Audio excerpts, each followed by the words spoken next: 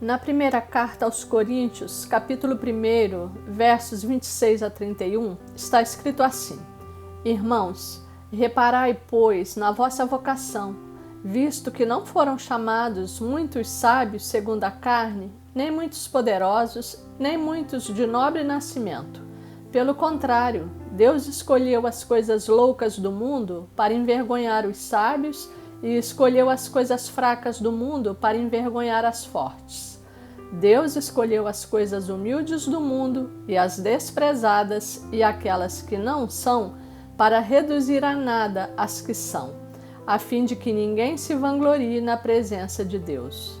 Mas vós sois dele em Cristo Jesus, o qual se nos tornou da parte de Deus sabedoria e justiça e santificação e redenção, para que, como está escrito, aquele que se gloria, glorie-se no Senhor. Essa palavra não foi dirigida ao mundo de forma geral.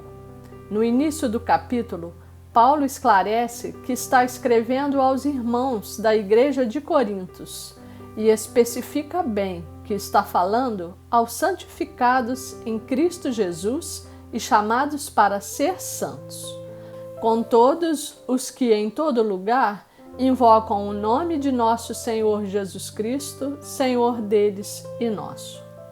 Então essa palavra não é para todos, é para os que estão em Cristo, para os que o aceitam e o recebem como Filho de Deus, para os que deixam o Espírito Santo guiar a sua vida e deixam para trás uma vida de erro, de pecado e de escuridão, para os que se deixam transportar para a sua maravilhosa luz e o recebem como o único Senhor e Salvador, para os que se separam do mundo e tomam o compromisso de fazer a sua vontade. O apóstolo Paulo, nessa carta, chamava a atenção dos irmãos da igreja de Corintos, porque tinha tomado conhecimento de que havia divisão e dissensão entre eles, porque uns se achavam mais santos do que os outros, maior do que os outros, e que seu conhecimento era superior ao dos outros, dizendo: eu sou de Paulo, e eu de Apolo, e eu de Cefas, e eu de Cristo. E Paulo lhes questiona se por acaso Cristo está dividido para justificar esse comportamento, lembrando-os que toda aquela obra era fruto da graça de Deus, que por meio de Jesus Cristo os enriquecera nele próprio, em toda palavra e em todo conhecimento. E conclama aqueles irmãos a permanecerem inteiramente unidos na mesma disposição mental e no mesmo parecer, partilhando do mesmo pensamento, do mesmo ensinamento e no mesmo propósito, que era de pregar o evangelho de amor, de libertação e de salvação de Jesus Cristo. E finaliza dizendo no verso 9: Fiel é Deus, pelo qual fostes chamados à comunhão de seu Filho Jesus Cristo, nosso Senhor. E Paulo lhes diz para reparar em suas vocações, chamando cada um deles a examinar-se a si mesmo, de modo a reconhecer sua condição de pequenino e de não sábio. Estava conduzindo os irmãos a refletir sobre suas imperfeições, impossibilidades e diferenças, mas, sobretudo, para que reparassem na sua própria vocação para o ministério. Ensinava-lhes que a graça de Deus, por meio de Jesus Cristo, operava em cada um deles e que grande é o Senhor, ensinando-lhes a virtude da humildade ao dizer que ninguém se vangloriasse na presença de Deus. Quantos ensinamentos para nós! Satanás, o inimigo da nossa salvação, é mestre em semear esse sentimento de grandeza entre os filhos de Deus. E não é raro ocorrer divisão dentro da igreja, entre irmãos e entre pregadores, a respeito de quem é o mais santo, o mais ungido, o que opera mais sinais da parte de Deus, o que faz oração mais poderosa. Nesses tempos em que a manifestação da fé, da doutrina, do pensamento e da crença saíram dos muros físicos da igreja, ganhando o mundo pelas redes sociais, a disputa está ainda mais acirrada com a busca desenfreada pelo número de seguidores e de likes.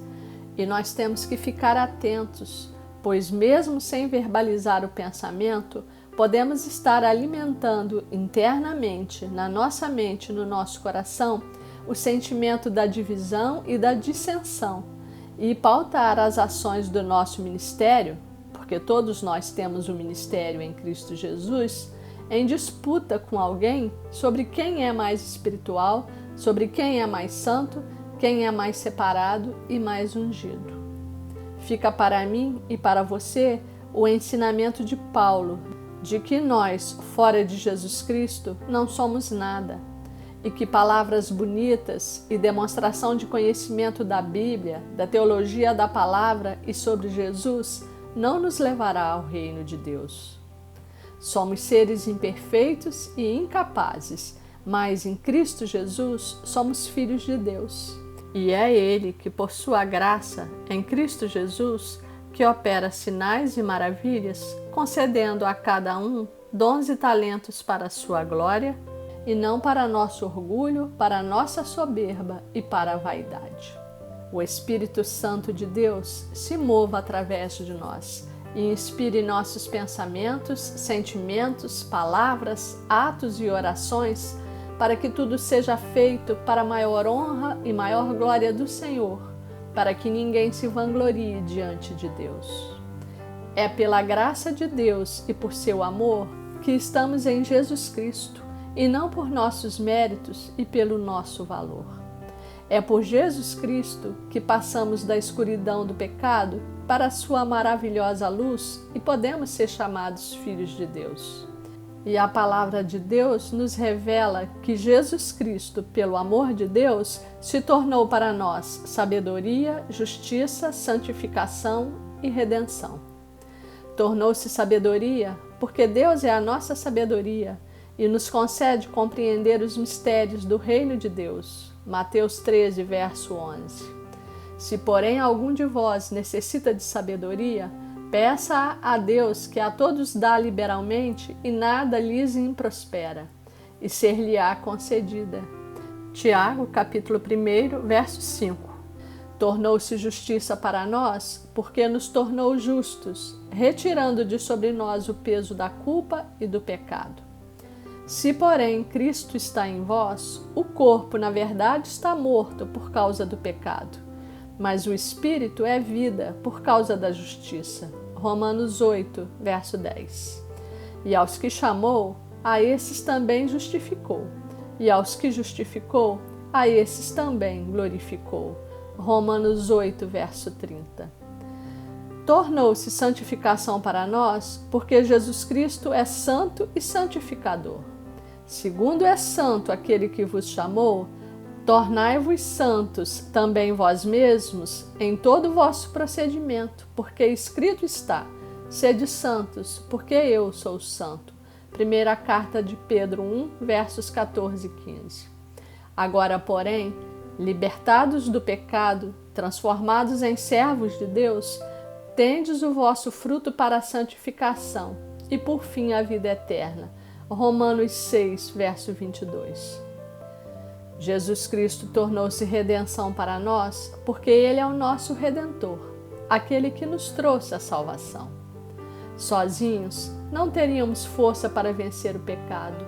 Por isso, Deus nos enviou seu Filho Jesus Cristo para se oferecer como oferta viva, para morrer pelo nosso pecado e quitar a nossa dívida. A sabedoria, justiça, santificação e redenção de Jesus Cristo para os que creem encontra-se perfeitamente expressa também em Romanos capítulo 3, versos 21 a 26. Mas agora, sem lei, se manifestou a justiça de Deus, testemunhada pela lei e pelos profetas. Justiça de Deus mediante a fé em Jesus Cristo para todos e sobre todos os que creem, porque não há distinção, pois todos pecaram e carecem da glória de Deus, sendo justificados gratuitamente por sua graça, mediante a redenção que há em Cristo Jesus, a quem Deus propôs no seu sangue como propiciação mediante a fé para manifestar a sua justiça, por ter Deus, na sua tolerância, deixado impunes os pecados anteriormente cometidos, tendo em vista a manifestação da sua justiça no tempo presente, para ele mesmo ser justo e o justificador daquele que tem fé em Jesus. Aquele que confessa Jesus Cristo como Senhor e Salvador, que aceita e recebe no coração como verdade que ele é o Verbo de Deus encarnado, que morreu na cruz em nosso lugar para cobrir o nosso pecado, e que o Pai o ressuscitou dos mortos, elevando-o aos céus, onde está assentado no trono de Deus, é declarado justo, salvo, separado e santificado. Porque pela graça sois salvos, mediante a fé, e isto não vem de vós, é dom de Deus, não de obras, para que ninguém se glorie. Efésios 2, versos 8 e 9.